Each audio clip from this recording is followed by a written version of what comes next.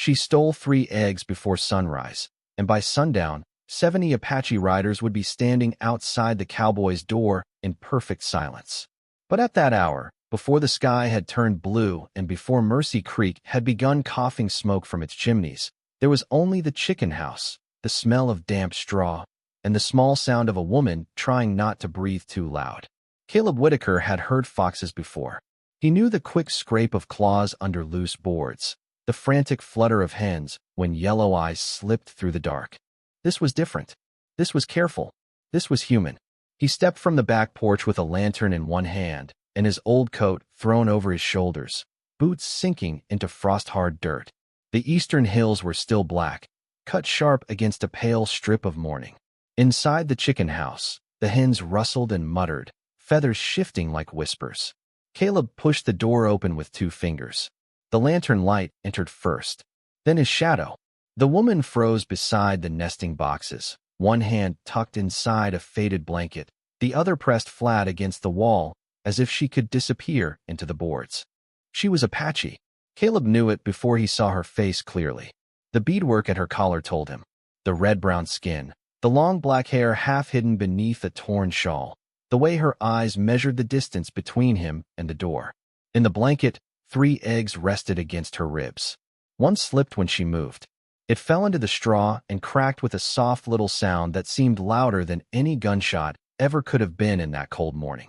Caleb looked at the egg, then at her bare feet, then at the knife handle tucked under her sleeve, held not like a threat, but like the last poor thing a frightened mother had left. Outside, a horse snorted near the road. Caleb turned his head. Through the gaps in the chicken house wall, he saw 2 lanterns bobbing beyond the fence line.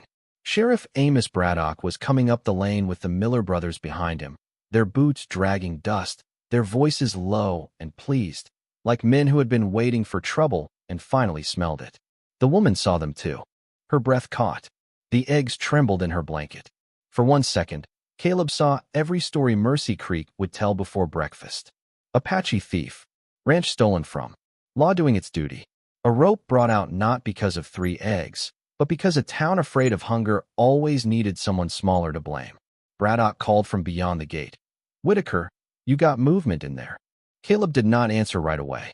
The woman's eyes lifted to his, dark and hollow with the kind of fear that had traveled many miles without food. He saw no greed there, no wickedness, only shame, only need, only a question she was too proud to ask. Caleb lowered the lantern until the light no longer touched her face. Then he nodded toward the feed barrels in the corner and spoke so quietly the hens barely stirred. Hide there. She stared at him, not trusting mercy from a white man before dawn. Go on, he whispered, and don't make a sound. Caleb stepped out of the chicken house and pulled the door almost closed behind him, leaving only a finger width of darkness between the woman and the morning. Sheriff Amos Bradock was already at the gate, one gloved hand resting on the latch, his hat brim shining with frost. Behind him stood Earl and Thomas Miller, brothers with narrow faces and the kind of smiles men wore when they wanted to be proven right. Morning, Whitaker, Bradock said, though there was nothing friendly in it. Heard your hens raising Cain. Thought maybe we had ourselves another visitor from the hills. Caleb kept the lantern low so they could not see how hard his hand had tightened around the handle. The smell of straw clung to his coat. Behind the door, he could feel silence listening. Just a fox, Caleb said. Bradock looked past him toward the chicken house. A fox opens doors now. The Miller brothers chuckled under their breath. Caleb did not. He only shifted his body half an inch, enough to cover the crack beside the door. Board came loose last week. I have been meaning to fix it. Bradock studied him for a long moment. Mercy Creek was the sort of town where a man could be judged by the dust on his boots, the company he refused, or the kindness he gave to the wrong person. Caleb had lived outside its edge for 12 years, close enough to hear the church bell, far enough that nobody came unless they wanted something. He had a small house, 37 hens, 6 milk goats, 2 saddle horses, and a field that fought him every spring. Once, there had been laughter on that porch. Once, a little boy had chased chickens through the yard while Caleb's wife called him in for supper. Fever had taken them both in the same winter, leaving the ranch too quiet and Caleb too used to eating alone. Maybe that was why the cracked egg troubled him more than the sheriff's stare. Bradock leaned closer. You sure you did not see anyone? Caleb looked him dead in the eye. I saw what I told you. It was a lie, but it stood there clean in the cold air, straighter than most truths the sheriff had ever spoken. Bradock spat into the dirt. You find any Apache tracks? You send word. Folks are nervous. A stolen egg today can turn into a burned barn tomorrow. Caleb felt something old and tired move in his chest. It is an egg, Amos. It is never just an egg. The sheriff held his gaze a moment longer, then turned back toward the road. The Miller brothers followed, disappointed, their lanterns swinging away through the gray dawn. Caleb waited until the hoofbeats faded past the cottonwoods. Only then did he open the chicken house door. The Apache woman was still crouched behind the feed barrels, one hand over her mouth, the other gripping the blanket with the eggs inside. She rose slowly, eyes sharp with disbelief. Caleb set the lantern on a nail and bent to pick up the cracked egg from the straw. Its shell had split, but the inside was still whole. You can go, he said. She did not move. Why? Her English was careful, dry as creek stone. Caleb looked toward the road where Bradock had disappeared. Because he would not have asked why you took them. Her face tightened, not from guilt, but from the insult of being understood too late. She tucked the blanket closer. I did not come to steal from you. But you did. The words were plain, not cruel. She lowered her eyes. Caleb waited. The hens scratched softly around them, unaware that a woman's life had just balanced on their breakfast. At last, he asked the only question that mattered. How many mouths are waiting? Her fingers trembled once around the blanket. Pride told her not to answer. Hunger answered for her. 3. Caleb looked at the eggs, then at the cold road, then at the empty house beyond the yard. Then 3 eggs will not be enough. The woman gave her name only after Caleb filled a burlap sack with cornmeal, wrapped 6 eggs in cloth, and took a small tin of salt from the shelf beside the stove. Naelli, she said, as if the name cost her something. Caleb nodded once. Caleb, that was all the ceremony the morning allowed. She would not ride behind him, and he did not ask her to. Pride had kept her standing this long. He was not about to take that from her. So he walked beside his horse with the sack tied over the saddle, while Naelli moved 15 feet ahead, silent as a shadow slipping between mesquite and red rock. The sun climbed slowly over Mercy Creek, turning the frost to silver threads on the grass. Behind them, the town bell rang once, thin and distant. Ahead, the land opened into dry wash and scrub, the kind of country where a person could vanish in plain sight if hunger taught them how. Caleb watched her steps. She favored her left foot. Not enough to complain. Just enough to tell him she had been walking too long with too little. After nearly 2 miles, Naelli stopped near a creek bed that had not seen water in weeks. She raised one hand. Caleb halted. At first, he saw nothing but rabbit brush and stone. Then a boy stepped out from behind a mesquite trunk, no older than 9, holding a crooked branch across his chest like a rifle. His hair hung wild over his eyes, but his chin stayed high. Behind him, a little girl clutched a cloth doll with one button eye. Beside her, wrapped in a faded blanket on the ground, a smaller child lay too still for Caleb's liking. Naelli spoke softly in Apache. The boy did not lower the branch. His eyes stayed on Caleb, full of the hard courage children learn when childhood has no safe place to stand. Tahu, Naelli said, sharper now. The boy obeyed, but only halfway. Caleb did not move closer. He untied the sack from the saddle and set it in the dust between them. Then he stepped back. The little girl stared at the food as if it might disappear if she blinked. Her cheeks were hollow. Her bare toes were red from cold. A pony, Naelli whispered, touching the girl's shoulder. And Mika. Her voice changed on the last name. Caleb looked at the smallest child. Mika's lips were dry, his breath thin and quick beneath the blanket. The sound reached Caleb across the wash and struck something buried so deep he had almost convinced himself it was gone. He had heard that breath before in a one-room house during a winter when the snow came early and the doctor came late. His son had been 6 years old, with hair the color of wheat and a wooden horse carved by Caleb's own hand. Caleb took off his coat. Naelli stiffened, but he held it out to her, not the child, letting her decide. He is cold, Caleb said. Nothing more. No pity. No command. Naelli searched his face for a trick and found only a man who had lost enough to recognize losing. Slowly, she took the coat and laid it over Mika. The boy's small hand curled into the worn wool. Caleb looked away, giving the mother the mercy of not being watched while she was grateful. Tahu dropped to his knees beside the sack, but he did not open it until Naelli nodded. When he did, a pony made a sound so small it might have been a laugh or a sob. Eggs, cornmeal, salt. To children in town, it would have been breakfast. To these three, it looked like a miracle too heavy to lift. Caleb swallowed and glanced back toward Mercy Creek, where smoke rose from warm chimneys and men argued about stolen things while children went hungry within walking distance of full barns. "Bring them to my place," he said. Naelli shook her head at once. "No, that little one needs heat. Milk too. Maybe willow bark if fever has him. Your people will see." Caleb looked at the boy, the girl, the child under his coat. Then he looked at Naelli. "Then we used the back trail." She held his gaze for a long time. And it was fear, suspicion, pride, and something more fragile than all three. Hope, trying not to show its face. At last, she lifted Mika into her arms. "If this is a trap," she said quietly, "I will know." Caleb took the horse's reins and turned toward the hills instead of the road. "I expect you will." The back trail brought them to Caleb's ranch from the north, where the cottonwoods leaned low enough to hide movement from the road. By then the sun had lifted clear of the hills, and Mercy Creek had begun its ordinary morning noise: wagon wheels, pump handles, a hammer striking somewhere near the livery, the thin barking of a dog that believed every shadow was worth warning about. Caleb led the horse through the wash and around the dry well, keeping the house between the family and town. Naelli noticed everything. The broken fence rail near the goat pen, the second chimney that had not smoked in years, the small pair of weathered boots still hanging beside the porch, too little for any grown man, too old to have been forgotten by accident. She said nothing about them.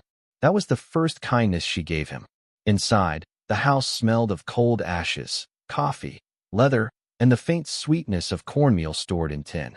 It was clean in the way lonely houses are clean, not because someone loves order, but because no one is there to disturb it. Caleb set a kettle on the stove and fed the fire until orange light began licking through the iron grate. The children stood near the door, afraid to step deeper into a white man's home. Tahu kept his crooked branch in one hand. A pony held her doll against her chest. Naelli carried Mika with both arms, her face calm except for the tightness around her mouth. Caleb pointed to the table. "For bowls. For spoons." He did not ask them to sit like guests. He simply made it possible. The eggs went into a black skillet with goat milk and cornmeal cakes beside them.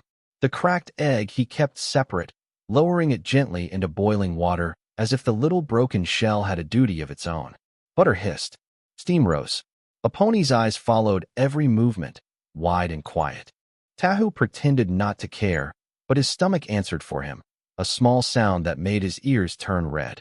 Caleb heard it and turned his back, giving the boy room to keep his pride. When the food was ready, no one reached first. Hunger had brought them there, but fear still stood at the table with them. Caleb placed the first bowl before Naelli. She pushed it toward Mika. He placed a second before Mika, then a third before a pony, then a fourth before Tahu. Last, he set Naelli's bowl back in front of her and walked to the window. "Eat," he said. "I have chores." He did not have chores that could not wait. He only knew some people could accept mercy more easily when no one watched them swallow it. Behind him, spoons touched bowls. Softly at first, then faster. The sound filled the room in a way laughter used to. Caleb looked through the glass toward the empty yard and saw the Miller boy standing near the water trough, pretending to fix a bootstrap while staring at the back door. The child looked once at the small footprints in the damp earth. Then he ran toward town. Caleb closed his eyes for half a breath. Mercy Creek had seen enough. Inside, Mika coughed and Naelli murmured to him in Apache, low and steady, like a song meant to hold the world together. Caleb lifted the cracked egg from the pot, cooled it in a cup of well water, and peeled it carefully, one white chip of shell at a time. He mashed it with a little milk and set it beside the child. Mika opened his eyes. They were dark, unfocused, but living. Naelli watched Caleb's hands, and for the first time since the chicken house, the knife under her sleeve did not show. Then came the church bell from town. Not one ring. 3. The signal men used when they wanted bodies gathered fast. Tahu stopped eating. A pony lowered her spoon. Naelli stood so quickly her chair scraped the floor. Caleb looked toward the road, where dust was already beginning to rise. He knew that dust. He knew what fear looked like when it found a crowd to wear. "Stay inside," he said. Naelli's eyes hardened. "They come for me." Caleb took his hat from the peg beside the door. "No," he said quietly. "They come for what they think you are." The dust from Mercy Creek came before the men did, rolling low across the road like a brown warning. Caleb stood on the porch with his hat pulled down and his hands empty at his sides. He had left his rifle inside on purpose. A weapon would only tell frightened men the story they had already come wanting to hear. Behind the door, the house had gone still. No spoons, no chair legs, no child breathing too loudly. Only the stove settling with small iron clicks, and Naelli whispering something soft enough that even God would have had to lean close. The first wagon stopped beside the chicken yard. Then another. Then 3 riders. Then more on foot. By the time Sheriff Bradock swung down from his horse, 12 townspeople stood in Caleb's yard, their faces tight with morning heat and old suspicion. Earl Miller pointed at the dirt near the trough. "Tracks," he said. "Small ones. More than one." Bradock looked at Caleb, and his smile was worse than anger. "You told me it was a fox." Caleb glanced at the footprints. Tahu's. A pony's. Naelli's, where she had shifted Mika's weight from one hip to the other. Little marks in damp soil, innocent as handwriting, dangerous as evidence. "I told you what you needed to hear," Caleb said. A murmur went through the crowd. Mrs. Harlan from the general store pulled her shawl tight, though the day was warming. Old Mr. Pike spat beside the wagon wheel. Someone said Apache under his breath like it was not a people, but a storm. Bradock stepped closer to the porch. "Open the door." Caleb did not move. "This is my house. And this is my town." The sheriff's voice rose for the others. "Folks have a right to know who is being hidden 10 minutes from their children." Caleb looked past him toward Mercy Creek, where white church walls shone in the sun and pantry shelves sat heavy behind locked doors. "Children," he repeated quietly. "That is what worries you now." Bradock's jaw tightened. "Move aside." Caleb could feel the eyes in the window behind him. A pony, maybe. Or Tahu, brave enough to look when he should not. He kept his voice low. "There is a sick child in this house. You want to make noise, do it somewhere else." For a moment, the words slowed them. Not because they cared yet, but because sickness had a way of reminding every person of rooms they had once prayed in. Then Earl Miller ruined the silence. "Sick or not, they stole from you." Caleb turned his head just enough to see the chicken house. The door still hung crooked from mourning. One cracked shell lay in the straw inside, white against gold. 3 eggs, he said.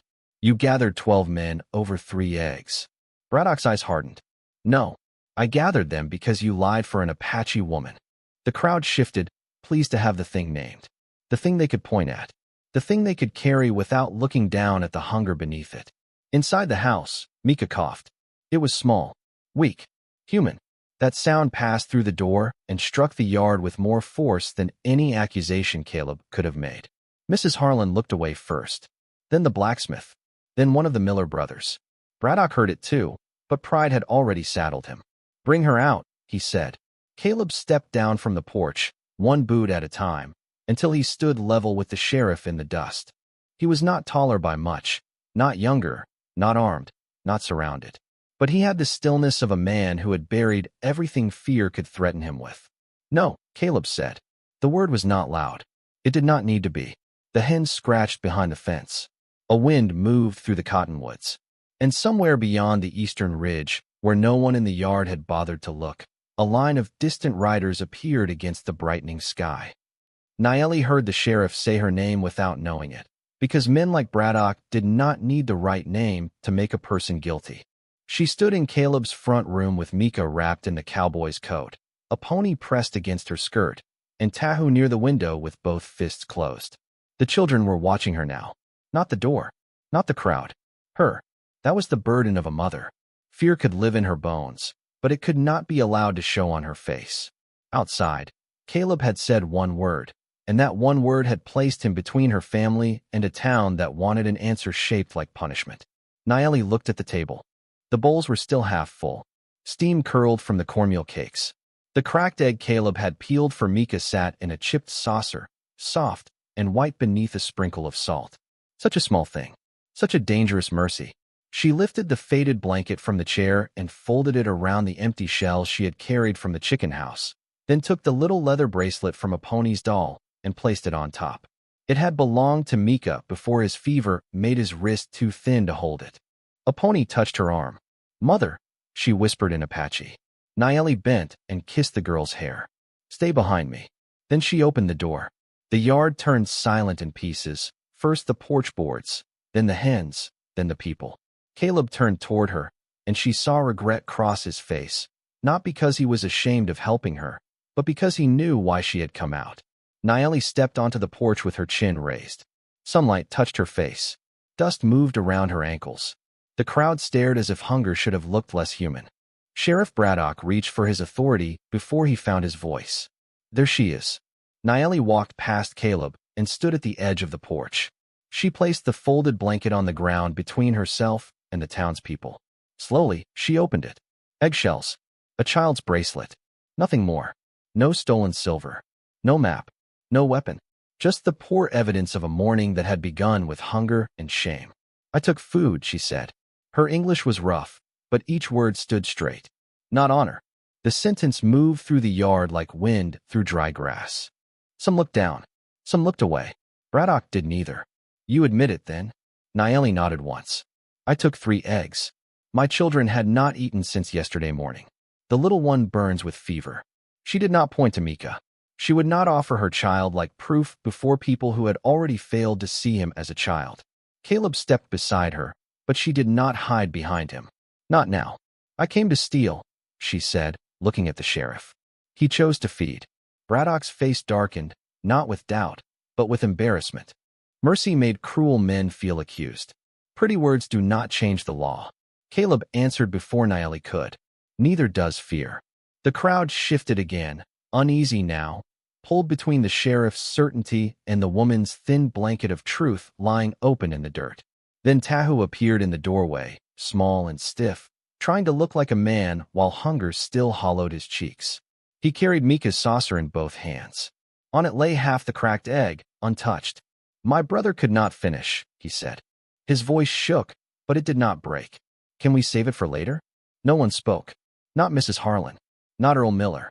Not even Braddock. Because there are questions that can shame a whole town without raising their voice.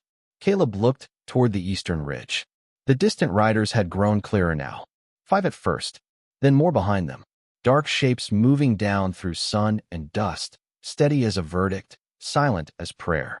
The riders came down from the eastern ridge without haste, and that made them more frightening to the people of Mercy Creek than any shout could have. They did not scatter. They did not race. They moved in a single dark line through the morning dust, horses stepping sure over stone and scrub, each rider sitting tall beneath the hard white sun. 5 became 12. 12 became 30. Then the ridge behind them seemed to release more, until the townspeople stopped counting and simply stared. Sheriff Bradock took one step back before he caught himself. Earl Miller's mouth hung open. Mrs. Harlan clutched her shawl with both hands, as if one could protect a person from the truth arriving on horseback.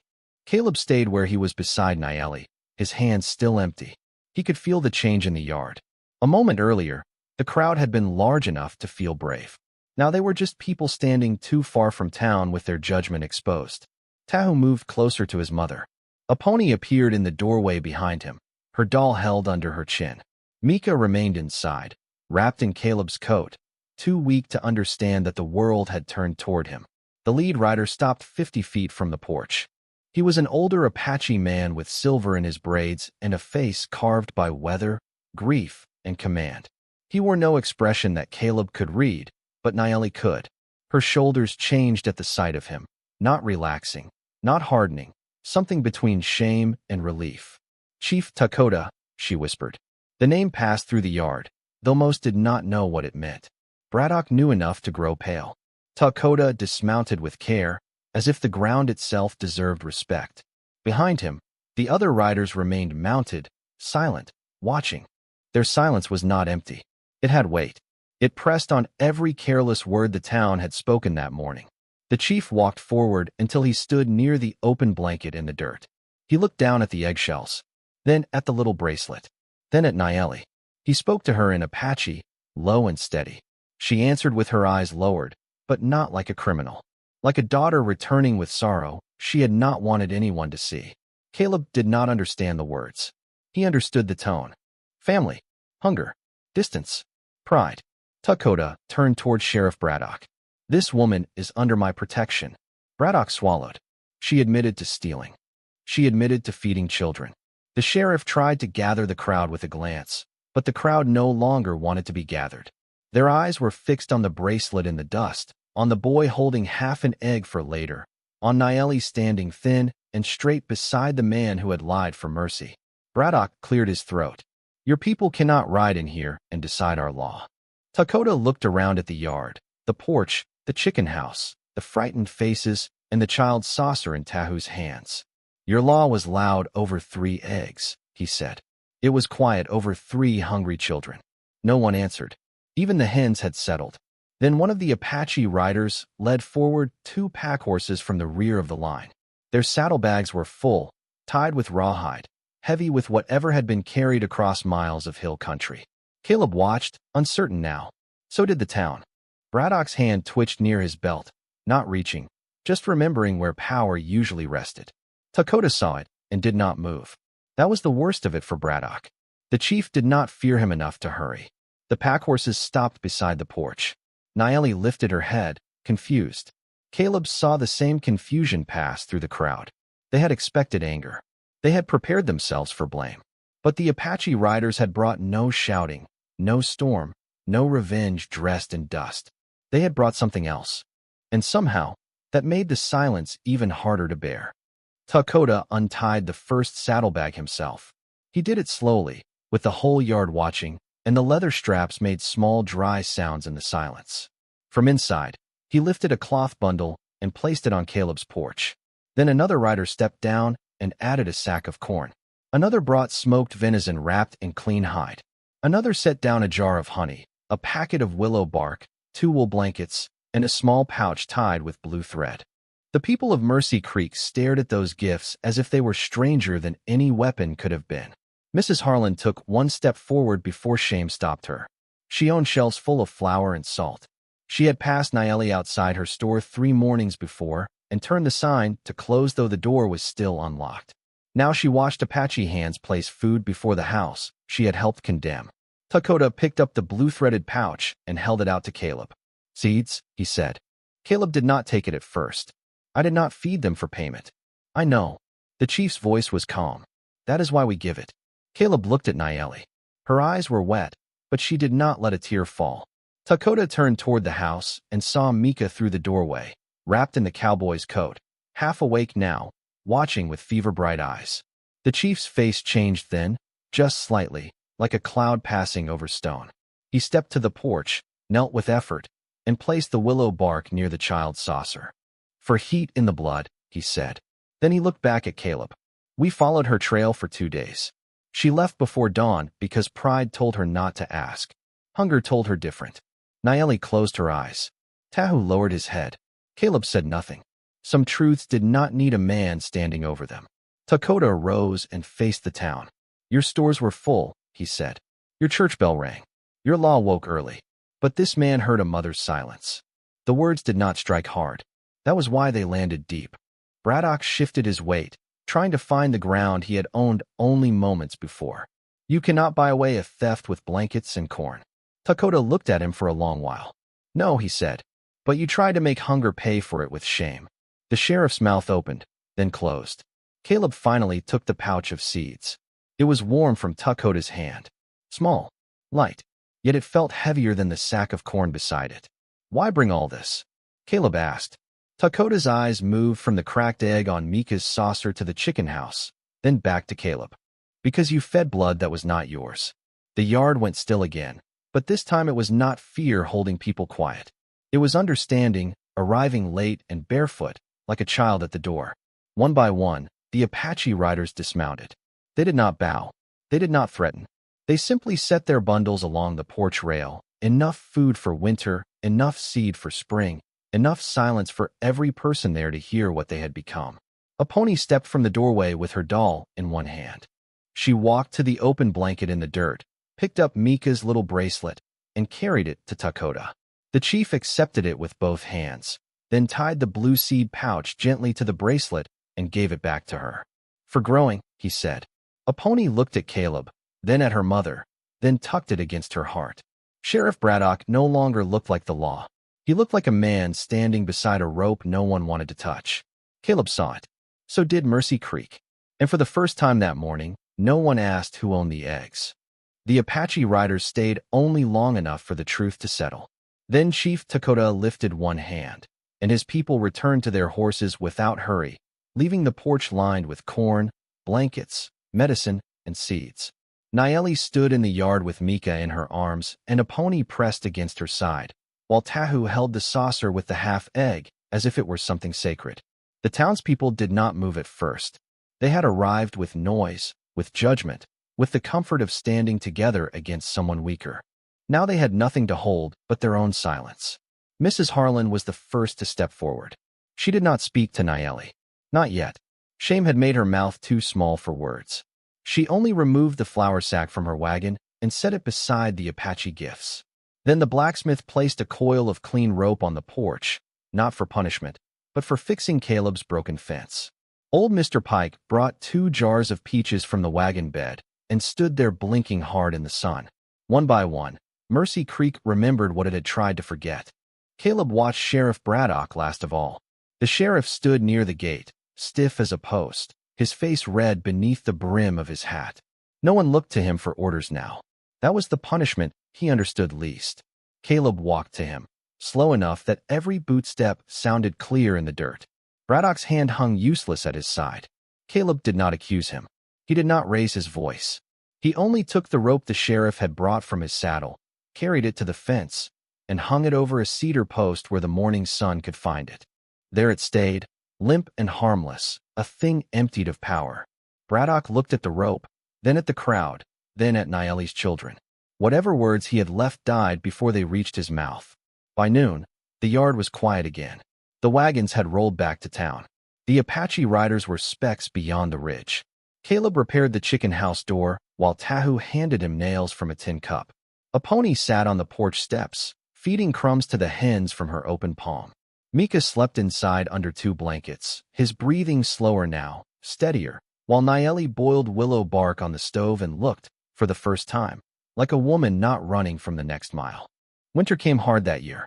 It silvered the creek beds and laid frost across the windows. Naelli and her children stayed in the small room beside the cold chimney.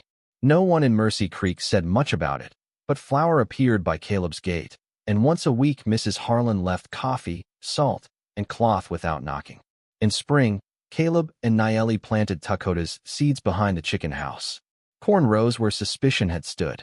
Beans climbed the fence where the rope had hung. The hens laid so many eggs that Caleb built 2 new nesting boxes, and every morning, before the sun cleared the cottonwoods, Tahu, a pony, and Mika carried baskets down the road to any door with smoke in the chimney and hunger behind it. Years later, folks would say Caleb Whitaker saved an Apache family with breakfast. But that was not the whole truth. A mother's need had found a man's buried kindness. A child's question had shamed a town awake. And out there, where dust could cover almost anything, Mercy had left tracks deep enough for everyone to follow. On Caleb's gate, carved by Tahu with a pocket knife and darkened by rain, were 5 simple words. No child leaves hungry. And every time the wind moved through the corn, it sounded like the West itself was finally learning how to